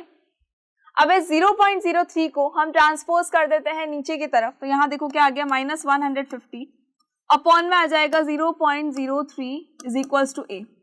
अब इसको सॉल्व करना है, ज्यादा अगर कॉम्प्लिकेटेड नहीं करना है तो सिंपल सी चीज है, यहाँ से इसको हटाओ, यहाँ पे क्या लिख दे हम 100 लिख देते हैं, सिंपल है, ये तो हमने बचपन में पढ़ लिया था। तो यहाँ पे क्या आ गया 150 multiply by 100 upon 3 it is equals to a। अब देख लो कुछ कैंसिल हो रहा है क्या, तो कैंसिल के लिए हम कलर चेंज कर दें ताकि हमारे लिए इजी हो जाए बताना। देखो 3 1 3, 3 5 15 होता है और यहाँ आ गया 0। दैट मीन्स कि एक्सेलरेशन क्या हो जाएगा, यहाँ पर देखो हमारा एक्सेलरेशन क्या होगा, एक्सेलरेशन हो जाएगा हमारा -50 मल्टीप्लाई बाय 100, तो ये आ गया -50 multiply by 100। That means acceleration है -5000 metre per second square. Acceleration कितना आ गया हमारा -5000 metre per second square. Seriously it is too much. चलिए अब हमें क्या फाइंड आउट करना है, देखो अब हमारे पास क्या है, s फाइंड आउट करना है हमें। s के लिए हम क्या लिखेंगे, तो यहाँ देखो s के लिए मेरे पास 2 फॉर्मूले हैं। अब इन दोनों में से आप कोई भी अप्लाई कर सकते हो, जो भी आपको कंफर्टेबल लग रहा हो कि भाई s is equals to ut plus half at square लेना है, या आपको लेना है v square is equals to u square plus 2as लेना है, देख लेते हैं अभी हम। ठीक है, दोनों में से कोई भी अप्लाई कर सकते हैं। चलो एक बार फिर से एक बार क्वेश्चन की तरफ आ जाओ। आई होप कि अब आपको ये समझ में आ गया कि हमने एक्सेलरेशन क्यों फाइंड आउट किया था, ये वैल्यूज तो आपको पता ही है। अब सबसे पहले हम देखेंगे ये क्वेश्चन, तो इसके लिए आंसर देख लेते हैं। चलो s इज इक्वल्स टू, मैं s की वैल्यू ले रही हूँ, s के लिए मैं ले रही हूँ second equation of motion, that is s is equals to ut plus half at square, ut plus half at square लेना है। s हमें फाइंड आउट करना है, u हमारे पास कितना है, u है 150 metre per second, multiply by time कितना है, देखो टाइम कितना है हमारे पास 0.03 सेकेंड है, प्लस हाफ एक्सेलरेशन कितना है, it is -5000 metre per second square, ये आ गया -5000 metre per second square, and T square है, टी स्क्वायर का मतलब कितना हो जाएगा 0.03 square.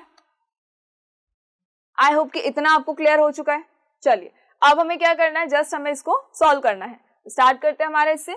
s is equals to 150 को मल्टीप्लाई करना है 0.03 से पहले, इसको मल्टीप्लाई कर लेते हैं और उसके बाद जब हम इसको सॉल्व करेंगे तो हमें किसकी वैल्यू मिल जाएगी, हमें मिल जाएगी हमारे इस s की वैल्यू, दैट मीन्स की डिस्टेंस उसने कितनी कवर की है। सो 150 मल्टीप्लाई बाय 0.03, 150 को मल्टीप्लाई करना है 0.03 से, तो हम एक काम करते हैं, इससे पहले हम इस पॉइंट को हटा देते हैं यहाँ से।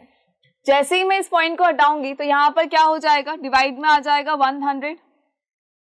फाइन, चलो क्यों हटाते हैं हम, क्योंकि डेसिमल को हटाते ही ना हमारे लिए वर्क थोड़ा सा इजी हो जाता है, कैलकुलेशन बहुत इजी हो जाती है, और जब डेसिमल्स में फंस जाते हैं तो कैलकुलेशन होती है टफ, और जहां एक भी गड़बड़ हुई नहीं इसका मतलब है हमारा आंसर जो है फाइनली तो वो सही नहीं आने वाला है, लेकिन इसीलिए हम क्या करते हैं, डेसिमल को पहले ही यहाँ से रिमूव कर देते हैं।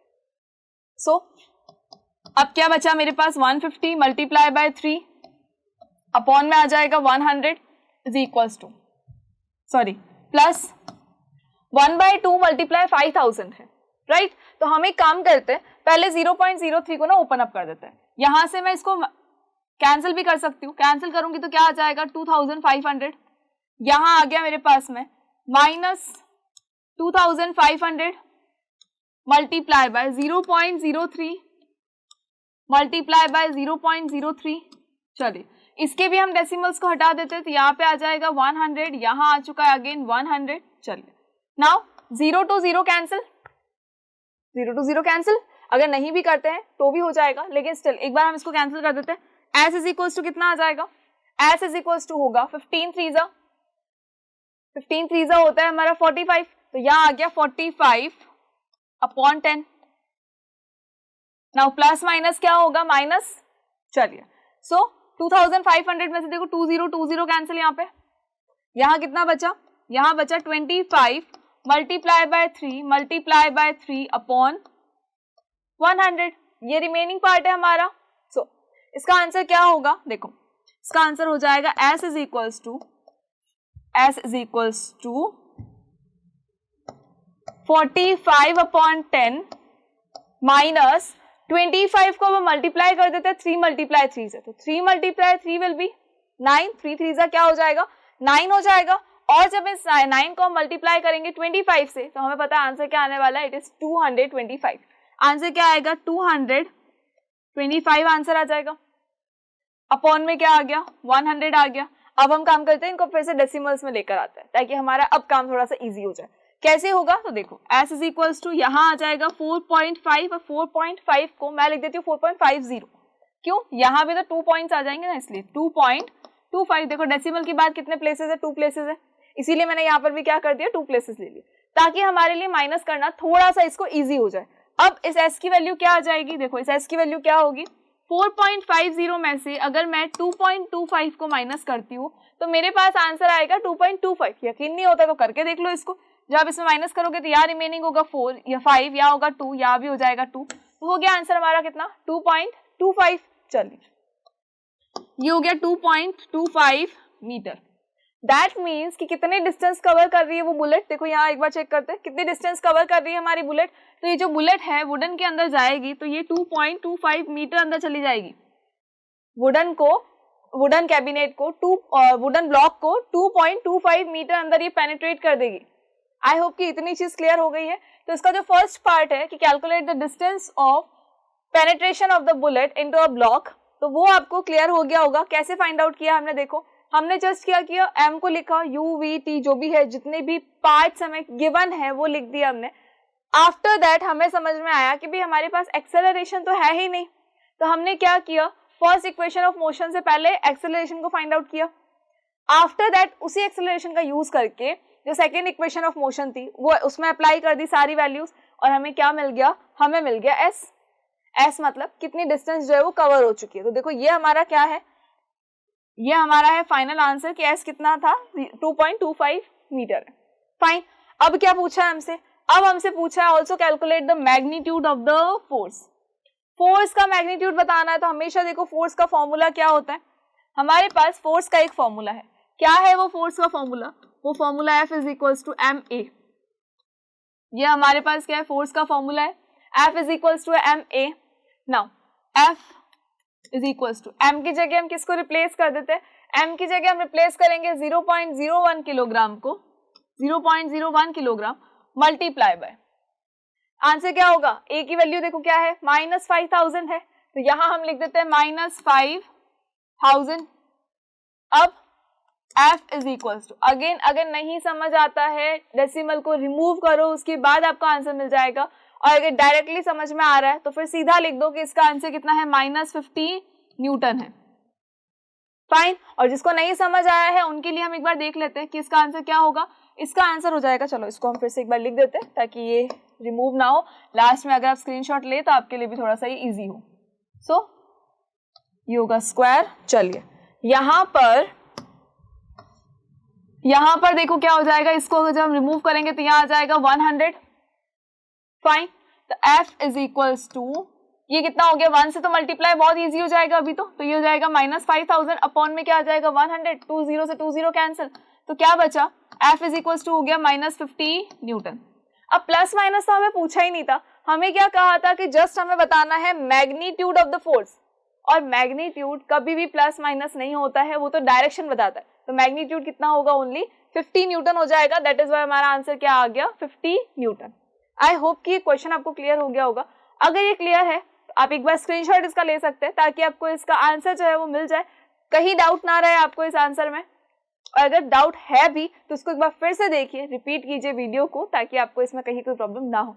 वैसे बहुत इजी है, लेकिन हाँ इतना बड़ा देख के आपको लग रहा होगा कि वो इतना कॉम्प्लिकेटेड है, कॉम्प्लिकेटेड कुछ नहीं है, जस्ट हम जब गिवन पार्ट लिख देते हैं ना तो हमें आधी चीजें ऐसे ही क्लियर होने लग जाती है कि हमें जहां पहुंचना है वहां तक का रास्ता क्या है। अब हमें पहुंचना था S तक, पर रास्ता कहां से होके जा रहा था, एक्सेलरेशन से होके जा रहा था, क्योंकि हमारे पास एक्सेलरेशन नहीं था। चलिए, so come to the next question. Next question is an object of mass 1 kilogram travelling in a straight line. एक ऑब्जेक्ट है जो कि 1 किलोग्राम मास लेकर एक स्ट्रेट लाइन में मूव कर रहा है with a velocity 10 metre per second. ठीक है, देखो मास हो गया 1 किलोग्राम, वेलोसिटी कितनी हो गई है 10 metre per second, collides with and sticks to a stationary wooden block of mass 5 kilogram. एक जो वुडन ब्लॉक है जिसका मास कितना है 5 किलोग्राम है, ये उससे स्टिक हो चुका है, मतलब पहले वो जो बॉल थी वो क्या कर रहा है, वो ऑब्जेक्ट है, जो ऑब्जेक्ट जो है वो मूव कर रहा है, एक वुडन ब्लॉक पे गया जो कि स्टेशनरी वुडन ब्लॉक था, उससे जाके स्टिक हो गया, चिपक गया उससे जाके। Now then they both move off together, अब उसके बाद दोनों एक साथ में मूव कर रहे हैं the same straight line, same straight line में मूव कर रहे हैं, मतलब अगर इस तरफ से ऑब्जेक्ट हमारा आया है तो जो वुडन ब्लॉक होगा टकराया, दोनों अब एक साथ में इसी डायरेक्शन में मूव करेंगे, ऐसा नहीं है कि अपोजिट डायरेक्शन में मूव कर देंगे। देखो ये कैसा था, स्टेशनरी वुडन ब्लॉक था। फाइन, चलिए now calculate the total momentum. क्या फाइंड आउट करना है हमें, the total momentum just before the impact and just after the impact. Also calculate the velocity of the combine object. Combine object की velocity भी find out करनी है। देखो question में क्या गिवन है कि एक हमारे पास है ऑब्जेक्ट, ये हमारे पास है ऑब्जेक्ट, इस ऑब्जेक्ट को, ये ऑब्जेक्ट है हमारा, इस ऑब्जेक्ट का मास कितना है 1 किलोग्राम है, जो कि यहाँ लिखा है 1 किलोग्राम, इसकी वेलोसिटी कितनी है 10 मीटर पर सेकेंड है। नाउ अभी जो वुडन ब्लॉक है ये तो स्टेशनरी था, दैट मीन्स कि इसकी वेलोसिटी कितनी होगी, ये है u2, इसकी वेलोसिटी कितनी हो जाएगी 0 मीटर पर सेकेंड, इसकी वेलोसिटी है 0 मीटर पर सेकेंड, बिकॉज ये स्टेशनरी है, ये मोशन नहीं कर रहा है, ये मूवमेंट नहीं कर रहा है, तो फिर 0 होगा। इसका मास कितना है, देखो इसका मास है 5 किलोग्राम। अब क्या हो गया, दोनों का हो गया कोलिजन, क्योंकि ये तो बेचारा बैठा था यहाँ पे, ऑब्जेक्ट को ही पता नहीं क्या हुआ, अचानक से चल के आया और जाके इससे जुड़ गया, जुड़ा इससे, तो ये दोनों जो है एक साथ में मोशन करने लग गए, एक साथ में घूमने निकल गए। होता ये है कि सपोज जैसे एक फ्रेंड है, उसको लगा कि चलो घूमने चलते, चाय वाय पी के आते, थोड़ा सा बाहर बाहर जाके सैंडविच वैंडविच खा के आते हैं। अब ये गया इस वाले फ्रेंड के पास जो बेचारा पढ़ रहा था बैठ के, इसको भी जाके डिस्टर्ब किया, फिर क्या हुआ, दोनों जने निकल गए अपने सैंडविच खाने के लिए। चलो अब हमें क्या फाइंड आउट करना है, हमें फाइंड आउट करना है the total momentum just before the impact and just after the impact, and क्या फाइंड आउट करना है the velocity of the combined object. Combined object की वेलोसिटी भी हमें बतानी है, तो ये तो हमारे लिए बहुत इजी सा चीज होगी ना। अब तो अब तो हमें ऐसे लग रहा है कि पता नहीं इतने कितने क्वेश्चन हमने कर लिए हैं कंजर्वेशन ऑफ मोमेंटम के, तो ये वाला तो बहुत ही ज्यादा इजी हो जाएगा हमारे लिए। कैसे होगा, तो देखो मैं इसको ले रही हूँ, ये मेरा क्या है ऑब्जेक्ट 1 है और ये मेरा है ऑब्जेक्ट 2, फाइन। तो m1 कितना हो गया, देखो m1 कितना हो चुका है, m1 हो गया हमारा 1 kilogram, fine.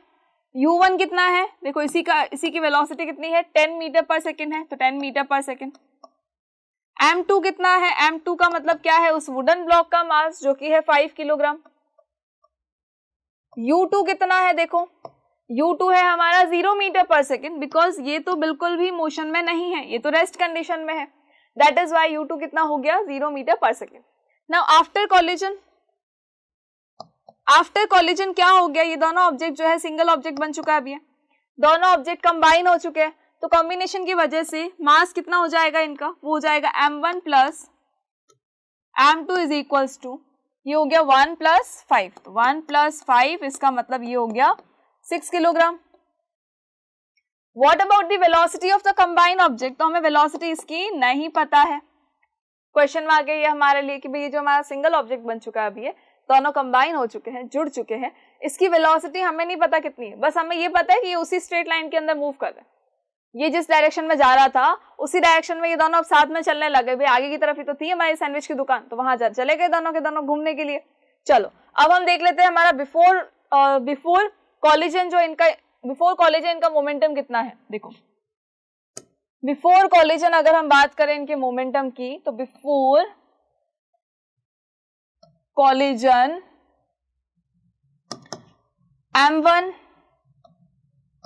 u1 plus m2 u2, तो m1 देखो कितना है 1 है, मल्टीप्लाई बाय u1 कितना है देखो 10 metre per second, plus m2 5 and u2 is 0, तो आंसर कितना आ जाएगा, देखो 1 मल्टीप्लाई 10 इज 10, प्लस ये आ गया 0, इसका मतलब ये आ गया 10 kilogram metre per second. This is the momentum before the collision. जब ये ऑब्जेक्ट अलग था, ये आ रहा था अपने दोस्त से मिलने के लिए कि इसको बताता हूँ कि चल सैंडविच खाने चलते, और वो बेचारा पढ़ रहा है चुपचाप बैठ के, वो सीधा बच्चा ना तो वो पढ़ रहा है, लेकिन इसका मोमेंटम कितना होगा अब दोनों का, ये हो जाएगा 10 kilogram metre per second. But अगर मैं बात करूं आफ्टर कॉलिजन की, अगर हम बात करते हैं आफ्टर कॉलिजन की, तो आफ्टर कॉलिजन तो देखो ये दोनों सिंगल ऑब्जेक्ट बन चुके हैं, और सिंगल ऑब्जेक्ट का मोमेंटम क्या होता है, mv होता है, सिंपल है।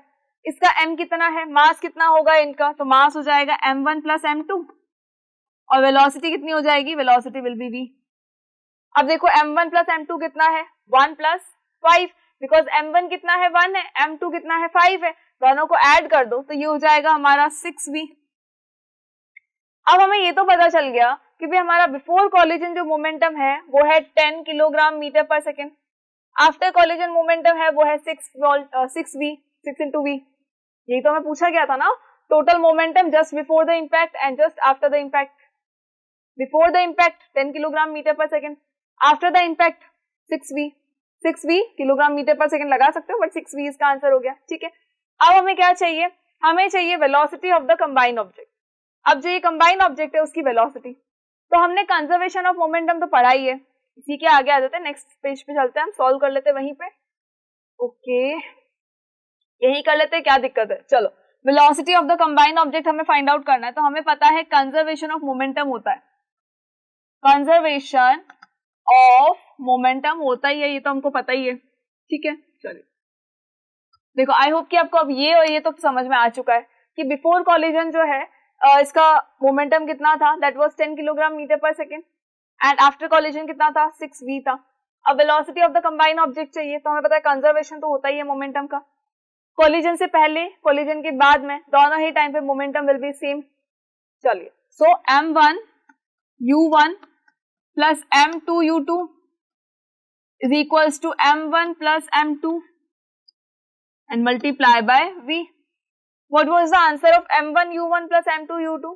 That was 10 kilogram meter per second equals to m1 plus m2 of and v. इनका आंसर क्या था, ये था 6v, लिख दीजिए यहाँ पे 6v। अब क्या करना है, ओनली 6 को हमें ट्रांसपोज करना है, जैसे ही हम 6 को ट्रांसपोज करेंगे it will be 10/6 is equals to v। Cancel out कर दो, ये वो कितना हो जाएगा 2 5 10 और ये हो जाएगा 2 3 6, answer will be 5/3 metre per second, ये क्या हो जाएगी वेलोसिटी। अगर आप इसको पॉइंट से फाइंड आउट करते हो, डेसिमल्स में करते हो, दैट इज ओके, और नहीं भी करते हो इट विल ऑब्वियसली ओके, कोई प्रॉब्लम नहीं होगी। सो v कितना हो जाएगा 5/3 मीटर पर सेकेंड। आई होप कि क्वेश्चन आपको क्लियर हो गया। देखो हमें क्या क्या पूछा गया था, बहुत सिंपल सी चीज थी, दो ऑब्जेक्ट्स है हमारे पास में, दोनों का कोलिजन हुआ है, कोलिजन के बाद दोनों कंबाइन हो चुके हैं। अब बाकी सारी चीजें गिवन है, सिर्फ एक ये पूछा है लास्ट जब ये कंबाइन हो चुके हैं तो उसकी वेलोसिटी कितनी है। तो टोटल जो कोलिजन से पहले मोमेंटम है, टोटल कोलिजन के बाद का जो मोमेंटम है वो, फिर दोनों को इक्वल रख दो और इक्वल रखने के बाद हमें आंसर मिल जाएगा। आई होप कि क्वेश्चन आपको क्लियर हो गया होगा। सो चलिए come to the next question. An object of mass 100 kilogram is accelerated uniformly from a velocity of 5 meter per second to 8 meter per second in 6 seconds। अब ये question आपको क्या बोल रहा है, तो क्वेश्चन ये बोल रहा है एन ऑब्जेक्ट ऑफ मास, एक ऑब्जेक्ट है हमारे पास में जो कि 100 किलोग्राम मास का है, is accelerated uniformly from a velocity of, हमारे पास में तो ये एक ऑब्जेक्ट आ गया हमारा, इसका मास हमें गिवन है दैट इज 100 किलोग्राम और इसकी वेलोसिटी है 5 metre per second. 5 metre per second is the velocity of the object. ये 5 से हो जाती है 8 मीटर पर सेकेंड। कितने टाइम में हो रही है, ये हो रही है 6 सेकेंड्स, मतलब ये 6 सेकेंड्स के अंदर इसकी velocity 5 metre per second to 8 metre per second हो जाती है। फाइन, कोई प्रॉब्लम नहीं है। इनिशियल वेलोसिटी गिवन है, फाइनल वेलोसिटी गिवन है, टाइम हमें गिवन है, मास गिवन है। Now calculate the initial and final momentum of the object. Initial and final momentum बताना है ऑब्जेक्ट का, and find the magnitude of the force exerted on the object. Magnitude of the force बताना है कि force का magnitude क्या होगा। ये तो बहुत ही सिंपल है भाई, दो ऑब्जेक्ट होते हैं तो हमें m1 u1 m2 u2 m1 v1 m2 v2 ये सब कुछ लेना पड़ता है। लेकिन अगर हमारे पास सिंगल ऑब्जेक्ट है तब तो कोई प्रॉब्लम ही नहीं है। क्यों नहीं है, एक मोमेंटम का फॉर्मूला क्या होता है, इट इज mv।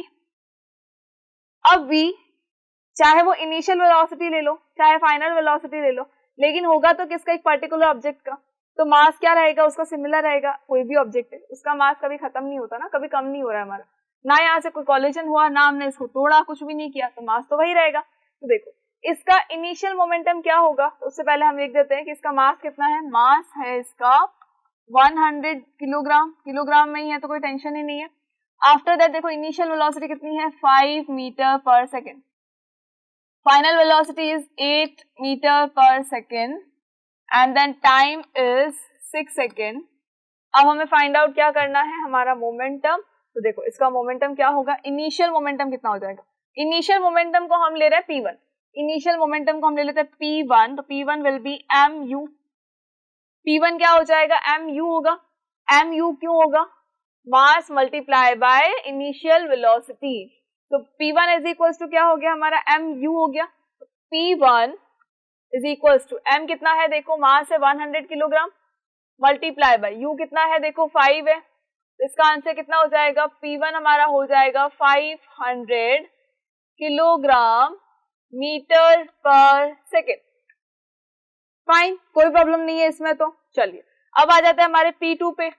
P2 क्यों लिया है हमने, P2 का मतलब होगा फाइनल मोमेंटम। इनिशियल मोमेंटम था तो हमने लिया P1, अब जो फाइनल मोमेंटम है उसको मैं ले रही हूँ P2, तो ये हो जाएगा mv। P2 का मतलब कितना हो जाएगा, mv है, तो m की वैल्यू देखो कितनी है 100 किलोग्राम मल्टीप्लाई बाय v की वैल्यू देखो कितनी है 8 मीटर पर सेकेंड। तो इसका आंसर कितना हो जाएगा, P2 का आंसर हो जाएगा, देखो P2 का आंसर हो जाएगा हमारा 800 किलोग्राम मीटर पर सेकेंड। देखो हमारे आंसर यही आ रहा है ना, इनिशियल मोमेंटम कितना है 500 kilogram metre per second, final momentum 800 kilogram metre per second. And I hope कि आपको ऐसा लग रहा होगा कि तो बहुत इजी क्वेश्चन है यार, बच्चों वाला क्वेश्चन है ये तो, और बिल्कुल ये तो बच्चों वाला क्वेश्चन ही है। चलिए अब हमें क्या पूछा है, magnitude of the force. And I hope कि आपको फोर्स का फॉर्मूला बहुत अच्छे से याद है। क्या है फोर्स का formula, F is equals to होता है m इंटू ए। अब आ गए हम फिर से कि A कहां से लाएंगे, तो हमें A का फॉर्मूला पता है। A क्या होता है, the rate of change of velocity, तो ये क्या हो जाएगा, ये हो जाएगा m multiply by v minus u upon t। Fine, अगर ये नहीं लेना है तो हमारे पास एक और है, एफ क्या होता है? एफ होता है rate of change of momentum. इसका मतलब है P2 minus P1 upon time. Possible है? बिल्कुल है, हमने ये फॉर्मूला पढ़ा है, हमने ये फॉर्मूला भी पढ़ा है फोर्स का, ये फॉर्मूला भी पढ़ा है फोर्स का, और ये फॉर्मूला भी पढ़ा है। देखो इस फॉर्मूला से हम ये भी डिराइव कर सकते हैं। कैसे? तो यहां मैं लिख देती हूँ इसको m इंटू वी, ये हो जाएगा mv minus m into you, ये हो गया हमारा mu, अपॉन में क्या आ गया? टाइम। और mv का मतलब क्या हो जाएगा? P2, mu का मतलब हो जाएगा हमारा initial momentum that is P1। तो देखो तीनों फॉर्मूले एक दूसरे से कनेक्टेड है, बिल्कुल है। तो अब हम इसके अंदर वैल्यू अप्लाई कर देते हैं। इसमें हम क्या रख दे? वैल्यू रख देते हैं। P2 की वैल्यू देखो कितनी थी?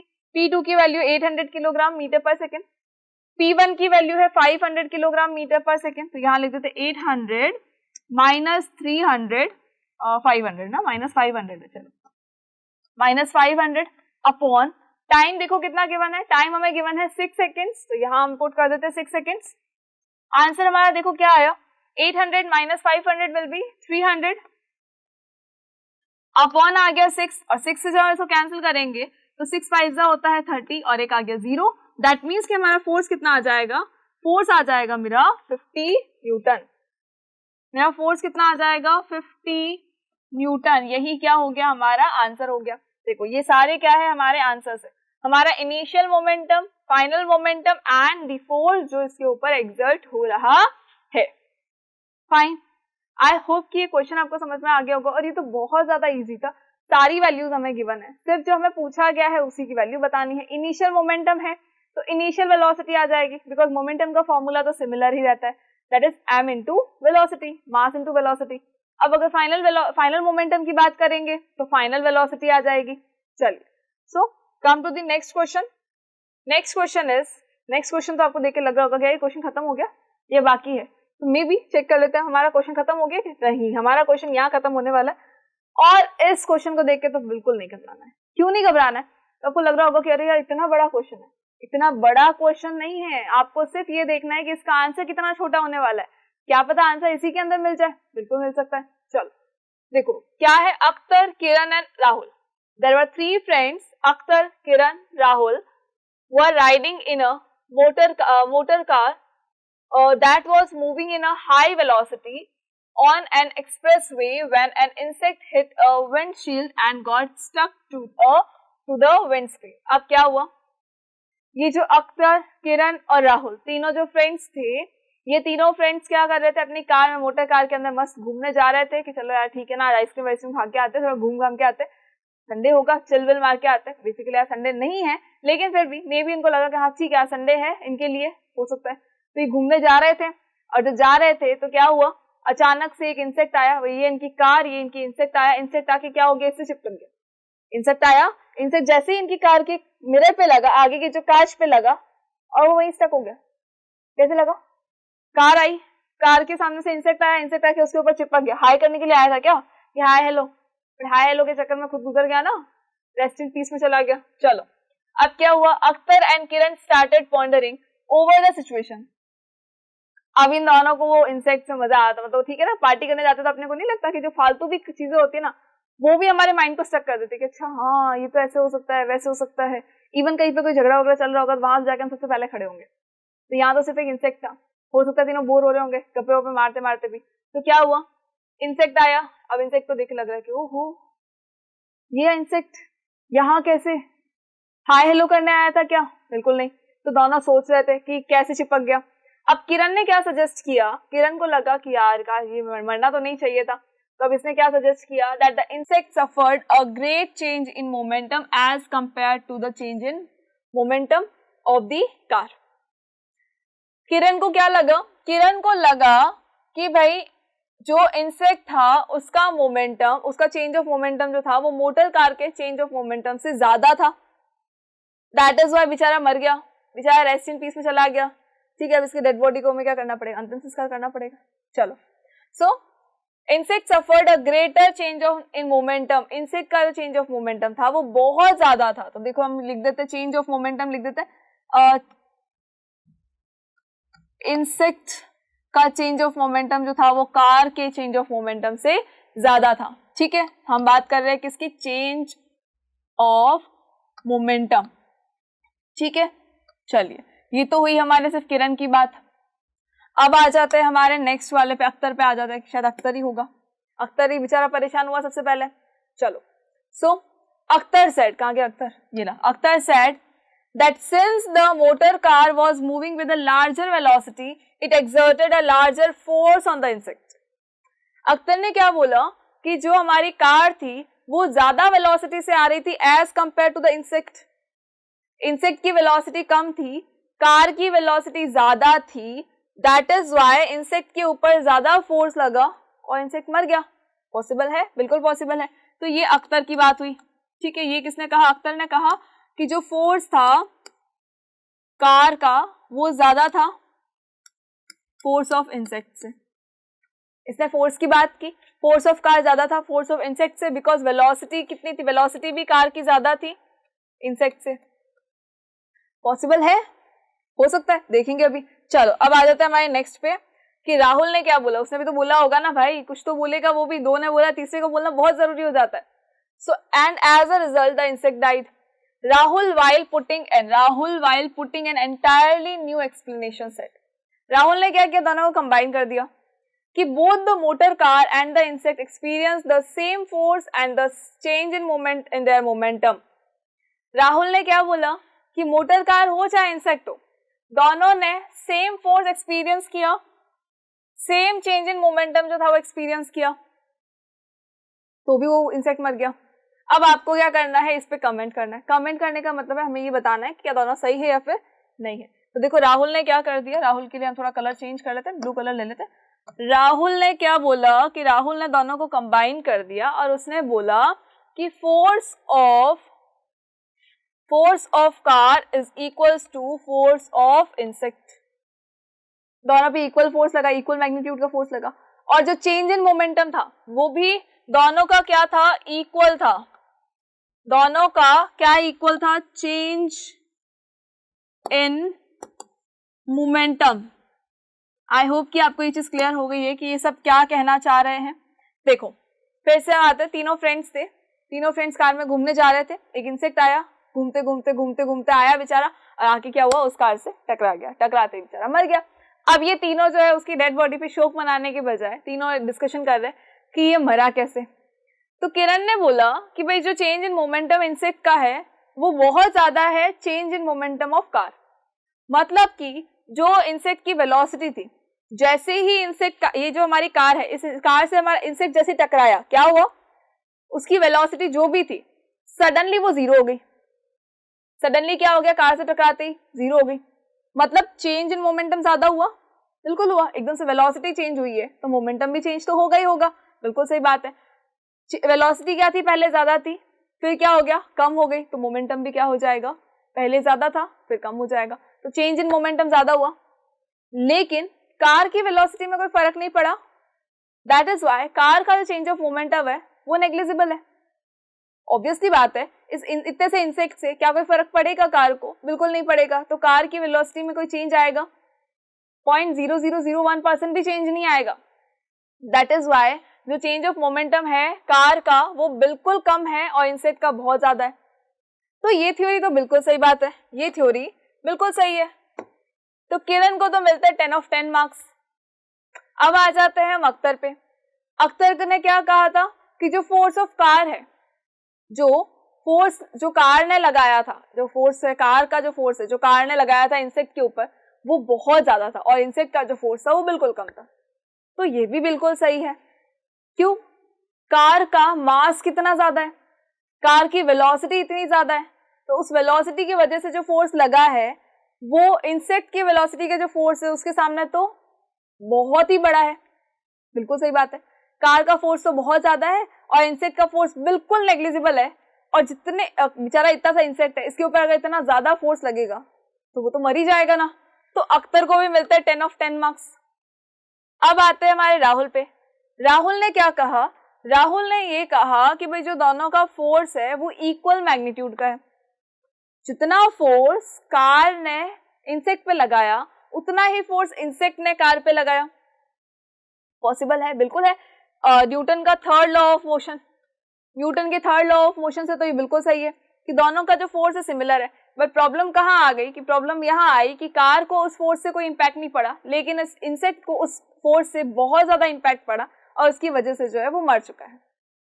ठीक है, तो राहुल ने भी बिल्कुल सही कहा है कि चेंज ऑफ मोमेंटम जो था वो भी उनका इक्वल था और जो फोर्स था वो भी दोनों का इक्वल था, लेकिन उस फोर्स से इंसेक्ट को बहुत बड़ा इम्पैक्ट पड़ गया। दैट इज वाई इतनी बड़ी कहानी हमें पढ़ने की जरूरत पड़ रही है, अदरवाइज हमें इसकी जरूरत नहीं पड़ती। तो तीनों का जो कॉन्सेप्ट है वो बिल्कुल सही है, बहुत सही बोल रहे हैं ये। चाहे फोर्स अगर ज्यादा लगा है तो भी कार ने फोर्स ज्यादा लगाया उसके ऊपर इंसेक्ट पे। अगर मोमेंटम है तो मोमेंटम, कार का मोमेंटम तो भले माइनस चेंज हुआ भी तो उसको कोई फर्क नहीं पड़ा, कोई इफेक्ट नहीं पड़ा उसके ऊपर, ज्यादा चेंज हुआ ही नहीं। और जो ये एक्शन रिएक्शन लॉ वाला है वो भी बिल्कुल सही है, कोई प्रॉब्लम नहीं है इसमें भी। चलिए, तो आई होप कि आपको ये क्वेश्चन क्लियर हो गया होगा। देखो इसकी थ्योरी आपको पूरी लिखनी पड़ेगी, तीनों के लिए आपको लिखना पड़ेगा कि तीनों क्या क्या समझाना चाह रहे हैं। चलिए, so the next question is how much momentum will a dumbbell of mass 10 kilogram transfer to the floor if it falls from a height of 80 centimeter, take its downward acceleration to be 10 meter per second square। क्या बोल रहा है ये क्वेश्चन? How much momentum will a dumbbell of mass 10 kilogram transfer to the floor? कितना momentum जो है वो उस फ्लोर तक पहुंचने वाला है डंबल की वजह से, ये आपको बताना है। फाइन, तो मोमेंटम हमें फाइंड आउट करना है। चलिए, now if it falls from a height of 80 centimetre, ये कितनी हाइट से गिरा है नीचे? ये 80 सेंटीमीटर की हाइट से नीचे गिरा है। दैट मीन्स कि जो डिस्टेंस है वो कितनी हो चुकी है, देखो ये कितनी है, 80 सेंटीमीटर की डिस्टेंस है। फाइन, ठीक है।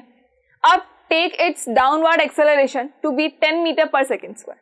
डाउनवर्ड एक्सेलरेशन हमने कितना ले लिया? ये हमने लिया है 10 मीटर पर सेकेंड स्क्वायर। ये इसका एक्सेलरेशन हो गया। जो इसकी इनिशियल वेलोसिटी थी वो कितनी थी? 0 metre per second. Fine, 0 metre per second की इसकी वेलोसिटी थी और हमें क्या गिवन है? हमें गिवन है m, that is 10 kilogram. I hope कि इतनी चीज आपको क्लियर हो गई है कि हम क्या बोलना चाह रहे हैं। हमारे पास क्या क्या चीजें हैं, देखो s है, a है, u है, m है। फाइन, हमें फाइंड आउट क्या करना है? हमें मोमेंटम फाइंड आउट करना है। और मोमेंटम अगर फाइंड आउट करना है तो मोमेंटम का देखो फॉर्मूला क्या होता है, ये होता है हमारा mv। मास हमारे पास है, हमें क्या चाहिए? फाइनल वेलोसिटी चाहिए। अब फाइनल वेलोसिटी कहां से आएगी? तो देखो SAUMP।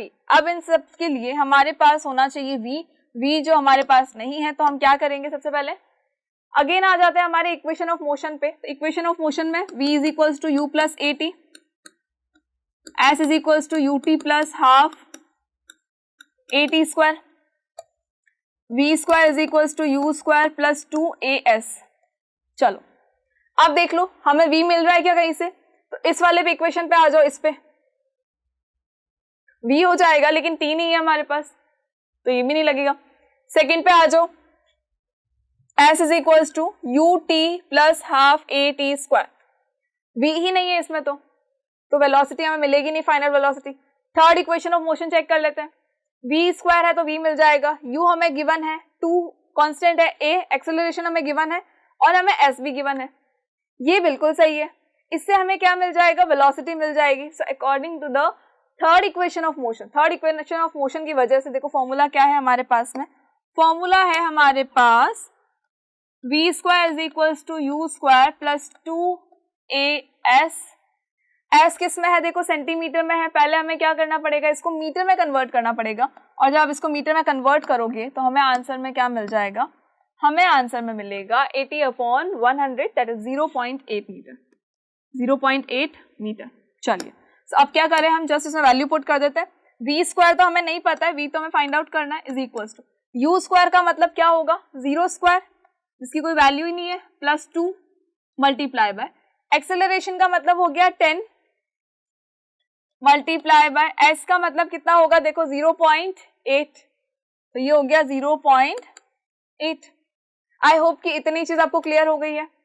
चलिए, now v square is equals to 0 से कोई मतलब नहीं है, इसको सॉल्व कर देते हैं। 10 2 कितना हो जाएगा हमारा? 20, और 0.8 से मल्टीप्लाई कर देंगे हम इसको। तो हमारे पास अगर मैं डायरेक्ट 10 को 0.8 से मल्टीप्लाई करूं तो मेरे पास आंसर क्या आएगा? 16 आ जाएगा, सॉरी 8 आ जाएगा। बिल्कुल सही है, 2 मल्टीप्लाई बाय क्या हो जाएगा, 8 हो जाएगा, 10 से मल्टीप्लाई करते हैं। तो इसका आंसर क्या हो गया, देखो 8 2 हो जाता है 16, और अगर मुझे सिर्फ v की वैल्यू चाहिए तब क्या आएगा, v की वैल्यू आ जाएगी मेरे पास रूट में आ जाएगा 16, तो v is equals to 4 metre per second. Velocity कितनी हो गई है, 4 मीटर पर सेकेंड है, कौन सी है, फाइनल वेलोसिटी है। मतलब जब ये ऑब्जेक्ट डंबल यहाँ था तब इसकी वेलोसिटी कितनी थी, 0 थी। जैसे ही ये नीचे आया 80 सेंटीमीटर की डिस्टेंस कवर करके आया, इसकी वेलोसिटी कितनी हो गई है, 4 मीटर पर सेकेंड हो गई है। एक्सेलरेशन कितना था हमारा, 10 मीटर पर सेकेंड स्क्वायर था। अब आते हैं हमारे किस पे, क्या फाइंड आउट करना है हमें फाइंड आउट करना है मोमेंटम। देखो मोमेंटम का हमारा फॉर्मूला क्या होता है, p is equals to mv। तो momentum is equals to, mass हमें गिवन है, मास कितना है, देखो ये मास है 10 किलोग्राम, तो यहाँ आ जाएगा 10 multiply by velocity is 4 metre per second, तो यहाँ लिख दो 4, और जब दोनों को मल्टीप्लाई करेंगे तो हमारा आंसर क्या आएगा, 40 किलोग्राम मीटर पर सेकेंड। यही क्या है हमारा फाइनल आंसर है, 40 किलोग्राम मीटर पर सेकेंड, कि ये जो डंबल है इसका मोमेंटम कितना होगा जब ये फ्लोर पे गिरेगा, कितना मोमेंटम लेके गिरेगा, इसका मोमेंटम होगा 40 किलोग्राम मीटर पर सेकेंड। आई होप कि क्वेश्चन आपको क्लियर हो गया होगा। देखो बहुत इजीएस्ट क्वेश्चन है, ज्यादा कुछ है ही नहीं, एंड आई होप कि अगर सारे क्वेश्चन आपको समझ में आ गए हैं, इसका मतलब है कि हमारा ये चैप्टर कंप्लीट हो चुका है और हमने इसके सारे एक्सरसाइज के टोटल क्वेश्चंस भी कर लिए हैं। जो चैप्टर के बीच के क्वेश्चंस थे वो भी हमने कंप्लीट कर लिए हैं, एग्जाम्पल्स हमारे कंप्लीट हो चुके हैं। दैट मीन्स कि आपका ये चैप्टर जो है कंप्लीट होने के साथ साथ में पूरा रिवाइज भी हो चुका है, एंड हमने इसके न्यूमेरिकल इतने सारे सॉल्व कर लिए ना कि आई होप कि अब आपको उसमें कहीं कोई प्रॉब्लम नहीं आने वाली है। सो अब हम नेक्स्ट वीडियो में मिलते हैं एक नए चैप्टर के साथ में, तब तक के लिए थैंक यू सो मच।